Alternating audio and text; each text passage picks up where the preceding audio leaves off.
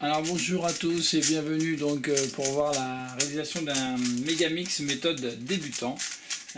Donc je vais tâcher d'essayer de détailler au mieux, c'est pour ça qu'il y aura plusieurs vidéos. Et comme pour le Rubik's Cube 3x3 quand on débute, il va falloir prendre son temps pour comprendre. Parce que même si vous venez ici et que vous savez déjà faire le 3-3, ça c'est indispensable, hein. Enfin, je pense que c'est indispensable. Même en méthode débutant, vous n'êtes pas obligé d'avoir une méthode avancée. Même si vous êtes en la méthode là, parfaitement débutant, eh ça suffit pour apprendre celui-ci, puisque c'est exactement la même chose, avec exactement les mêmes formules. Rien de plus difficile, mais par contre, il faut au minimum connaître savoir faire le 3-3, même de méthode débutant. Qu'est-ce qu'on va faire pour faire ce 3-3, pour faire ce Megamix? On va faire ce qu'on fait exactement en méthode débutant. On va faire d'abord la croix blanche ici. Oh pardon, peut-être que je me cale. La croix blanche ici. Donc ça c'est important de comprendre que c'est la même chose sur le Megamix. Alors qu'est-ce qu'on fait? Sauf que les mouvements, vous voyez, c'est un petit peu différent. Toujours pareil, les centres ne bougent pas. Mais il faut s'habituer à faire tourner le Megamix. Au départ, je vous conseille de le poser au sol, comme ceci. Et on va faire la croix blanche en mettant le blanc un peu face à soi, comme ça. Non pas sur le dessus, mais face à soi, ici. On peut le laisser dessus, mais c'est plutôt de chercher les pièces après. Donc on va les mettre comme ça. Vous pouvez bien sûr le porter comme ça et le regarder. Mais au départ, posez-le, je vous conseille. Posez-le comme ceci. Donc là, ça serait sur la face blanche, ici, par exemple.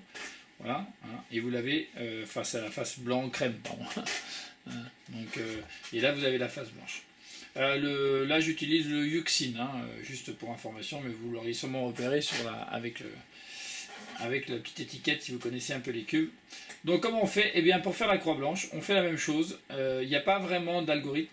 Je voulais quand même insister sur un point, pour tous ceux qui disent que c'est intuitif de faire le Megamix ou de faire des Rubik's Cube, il n'y a rien d'intuitif quand on fait de Megamix. L'intuitif, c'est quand on prend une tablette et qu'un gamin d'1 an, il appuie sur une tablette et puis quand il appuie dessus, ça fonctionne. Parce qu'en appuyant sur l'application, l'application s'ouvre et puis s'il appuie après à l'intérieur de l'application, ça va encore s'ouvrir, etc. Et tout. Ça, c'est ce qu'on appelle quelque chose d'intuitif. Les tablettes sont intuitives, les téléphones portables, les iPhones, tout ça, etc. Les Samsung ou même les autres, enfin les smartphones, pardon, c'est intuitif d'une certaine façon. Il suffit d'appuyer quelque part pour que ça apparaisse. Ça, c'est pas intuitif. Ça peut paraître intuitif à quelqu'un qui le maîtrise parfaitement et qui dit après, il suffit de vous adapter. Quand on devient un champion et qu'on sait faire le 3-3, le 4-4 jusqu'au 7/7 et puis on sait faire des dédos, enfin toutes sortes de Pyramix, de Megamix et tous les autres sortes de cubes, des mirrors, etc. Et qu'après on arrive sur un Megamix et qu'il faut le faire et qu'on connaît déjà tous les SOLL, les PLL, les F2L, etc. Oui, ça peut paraître intuitif parce qu'on a déjà un bagage conséquent. Mais quand on a ça pour la première fois dans les mains, et n'importe quel champion aujourd'hui qui dit que c'est intuitif, si on lui avait mis ça la première fois au début dans les mains, et croyez-moi, c'était tout sauf intuitif. Pourquoi c'est pas intuitif? Parce qu'on a besoin d'une base de connaissances, et cette base de connaissances, c'est ça, c'est le 3-3. Donc on va se servir de cette base de connaissances. Donc voilà, on repart, on met la face blanche face à soi comme ça, on le pose comme ceci, et là on cherche, par exemple, là on cherche ces parties-là qui correspondent aux arêtes du 3-3, du 3-3. Donc ces parties-là, et on va les aligner sur les couleurs qui sont autour du blanc. Donc là par exemple c'est le blanc, vous voyez, l'arête là il est comme ça, je cherche. Alors par contre c'est vrai que je ne vais pas vous donner de formule, parce que c'est compliqué là-dessus de donner des formules. C'est à vous de comprendre qu'évidemment là il n'est pas bien positionné, d'accord? Donc en la déplaçant comme ceci et en la ramenant, je vais pouvoir la mettre, bien sûr, sur son verre. Ensuite, je cherche les mêmes pièces, les mêmes arêtes, et si possible, pour les mettre sur leur couleur. Donc là, par exemple, j'ai repéré le bleu ici. Hop, vous voyez ici. Hop. Et je viens la positionner sur le bleu. Mais si je viens ici, c'est pas bon. Donc ce que je fais, je viens la positionner comme ceci. Et là, je peux la ramener vers le blanc. D'accord? Après, entre chaque, je ramène mon blanc face à moi comme ça et je cherche les pièces. Ici, j'ai la violette sur le côté. Donc vous voyez, quand on est comme ceci, là, sur le haut, là, on peut bouger, ça risque rien. Pareil, ici, sur le haut, comme ça. Et on va déplacer la pièce, comme ceci, jusqu'à sa couleur. Voilà, donc là, je l'ai aligné sur le violet. Je vais pouvoir aller l'aligner sur le blanc. Ensuite, j'ai le rouge qui est ici.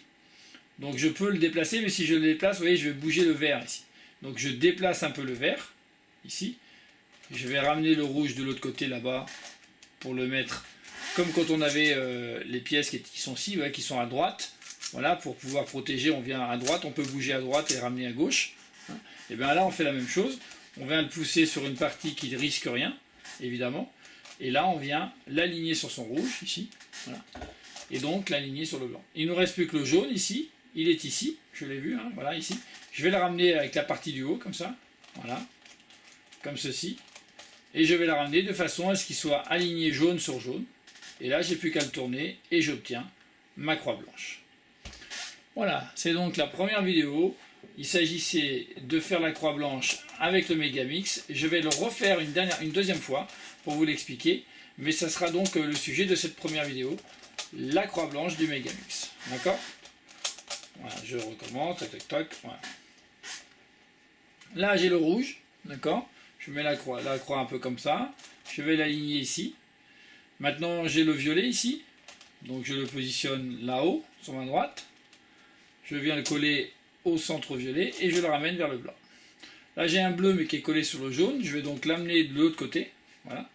Pour pouvoir le bouger et le déplacer jusqu'au bleu. Voilà. Qui est ici. Et là, je vais pouvoir donc orienter le bleu et le mettre ici.